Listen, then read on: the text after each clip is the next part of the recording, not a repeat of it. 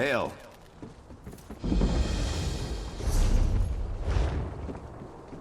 Oh, here's one. Mortal. Let's see. Limbs, mouth closed. Yes, you're immortal. One moment. He had me remember something.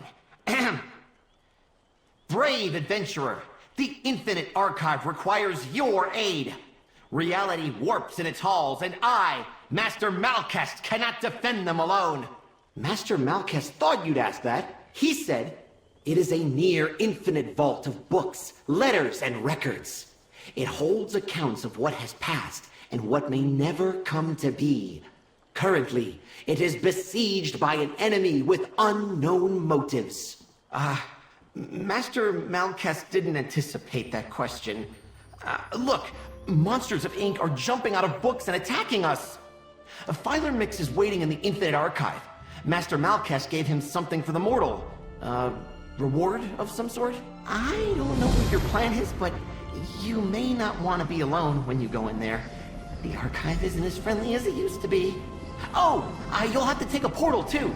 This space right here isn't big enough to hold the infinite. Mortals have libraries, right? Master Malkest mentioned that yours pale in comparison, which isn't surprising since ours are quite dark. The Infinite Archive is large, though. There's a lot for us filers to do. We file. Maybe you don't know what filing is. That's when we find an object and put it in a place where it stays. Sometimes, if I'm lucky, I get to decide where things get filed instead of following a system. A mortal, like you.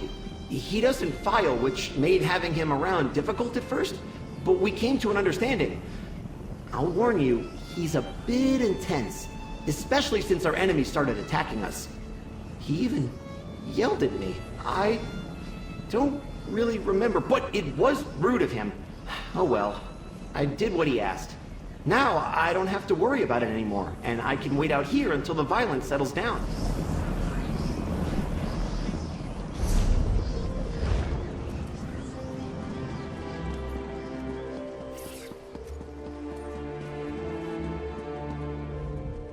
When times get tough, I believe in the power of...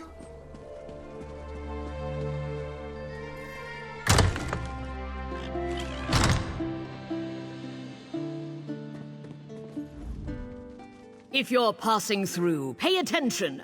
I'll say this once.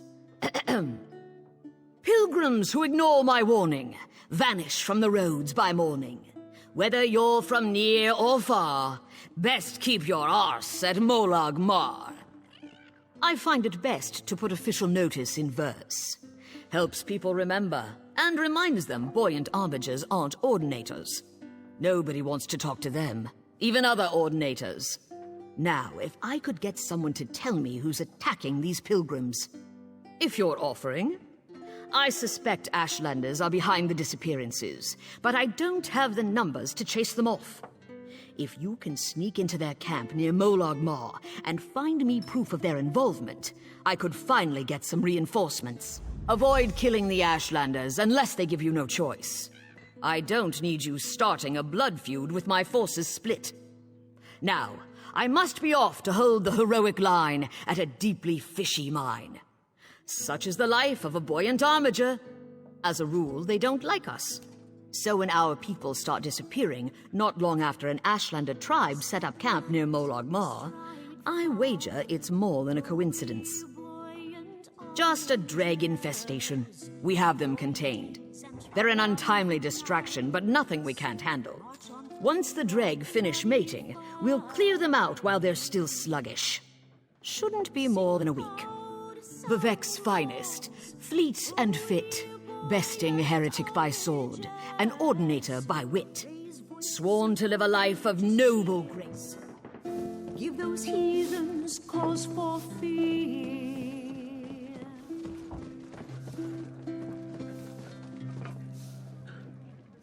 Stand tall, spoil. Poor miners. No way to put food on their tables while the blast mine remains closed. Their warriors by the score. I hate garrison duty. It's an armiger's lot to charge into danger, not hide behind walls. Captain Naro stationed me to the canton indefinitely. I told her I'm fit for duty, but she won't budge. I can't even pretend not to look bored at this point. Clipped in the knee by a lucky dreg in the mine, I might have gotten ahead of the cordon. By a good bit. But I'm up on my feet again and ready to serve. It was just a minor wound. She's overreacting.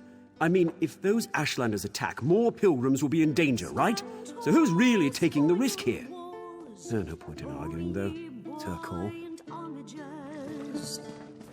Best their warriors by the score. Take a bow and best a dozen more.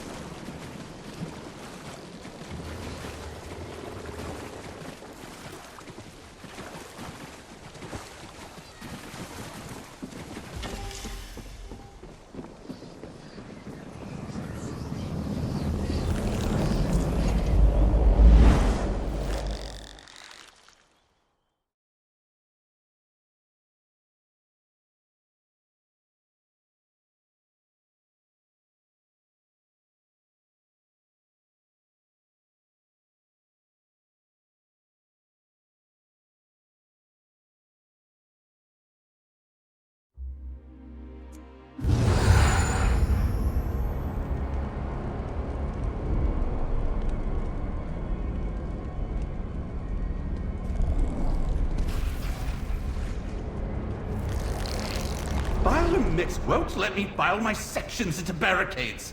This is combat!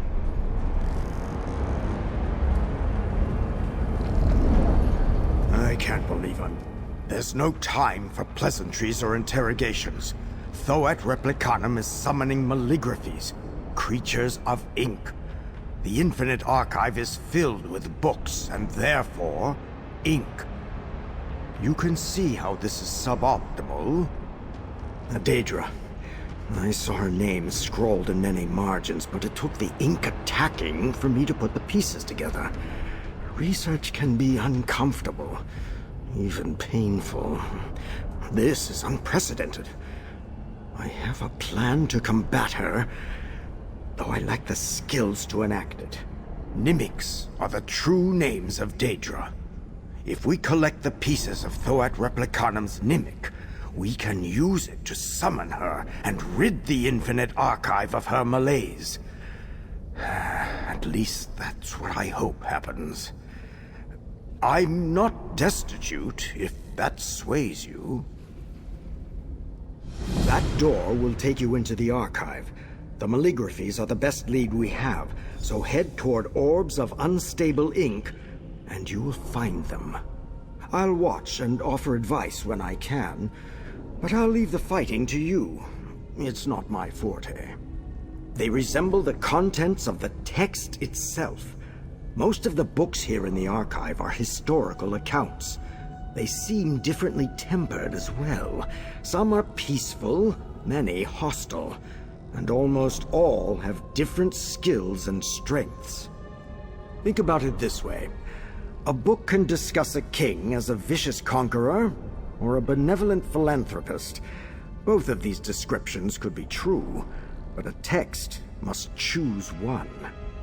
As for the differences in strengths, not all authors are equally skilled. I can usually tell after they attack. Most of the maligraphies will fight you, but that doesn't mean that all of them will. Just keep an eye out for any that behave violently. Then you underestimate the power of the written word. Remember that these characters, as you called them, aren't in their books anymore. A sword made out of ink is still a sword. I have the scars to prove it. It all comes back to ink. The maligraphies are made out of the book, and I've seen Thoat Replicanum scribbled across the margins of many pages here. I'm practiced enough at research to know when I'm on the cusp of discovery. The Nimic is a Daedra's true name. If we hold the Nimic, we'll be able to control her to some capacity. I'm not powerful enough to banish her from the archive outright, but I think I have enough magic to summon her. The Infinite Archive holds written records of events that were, or that could be. There were others who called this place home, but they're dead to the archive. I didn't think that was possible. The Infinite challenges many of my assumptions. Threads of fate bind everything in the archive to the index. If the threads break, the item is returned to safety. This protects the tomes, but it is helpful should an accident-prone researcher bury his nose in a book and walk off a cliff. And now it appears some of the inhabitants of the archive no longer have the protection of the threads. I have no idea why that is so, and it disconcerts me. I would be lost if I was no longer bound to the index. That giant orb. Since it's tied to everything in the archive, we use it to locate books throughout the infinite expanses. This place would be a headache to navigate without it. You'll see evidence of them as you travel. I know of a few who aren't dead to the archive, but I'm not sure if they encountered the maligraphies yet. I'll do my best to steer you toward them when I can. They could help you.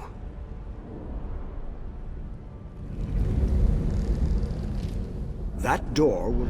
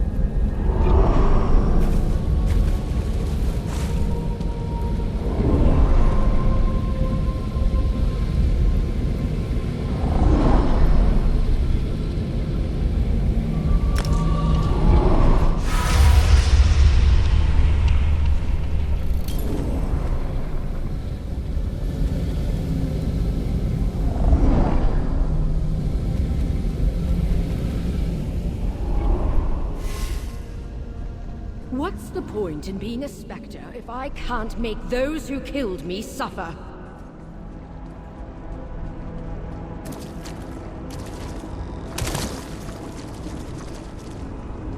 I had to use magic.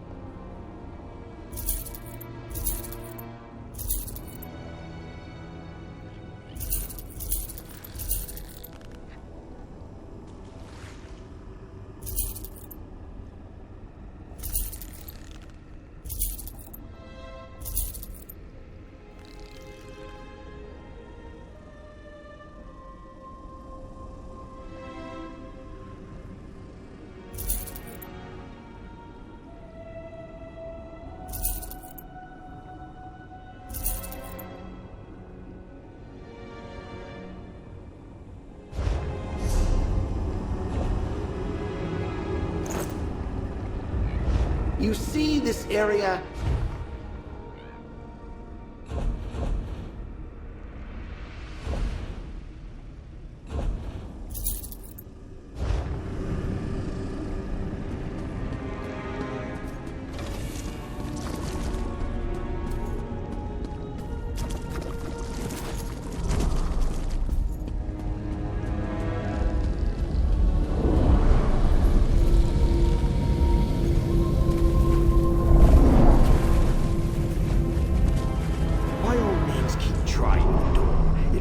Until the threads tying you to the index reform. That door will take you into...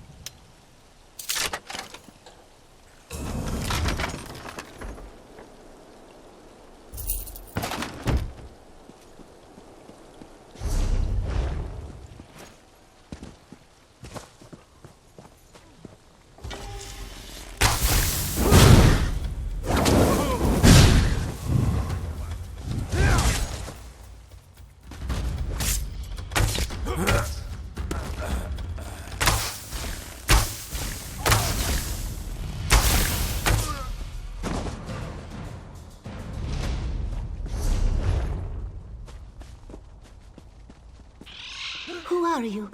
What do you want? You stink of incense and hookah smoke.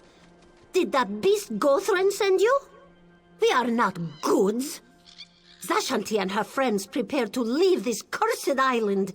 No more lashings, no more bitter food. Only the light of the moons drifting across the topals. Bright moons. This one thanks you, Walker. We stored Gothran's trinkets in crates near... Wait, what was that noise?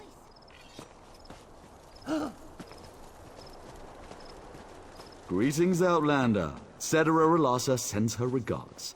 Gathering up these slaves on our own would have been exhausting. No, no, no. Damned cats! You lot are going back to Tel Arun. Move out! You heard the captain. Get moving, Kerr. No, Darsha will not go! Don't kick yourself over Relassa outmaneuvering you. Trust me, you never had a chance. Of course. You didn't think she'd let that flat-headed Aerith outnix her, did you? Oh, and don't bother looking for those other stolen goods. My troops have the situation well in hand. Thanks for all your help, Noir.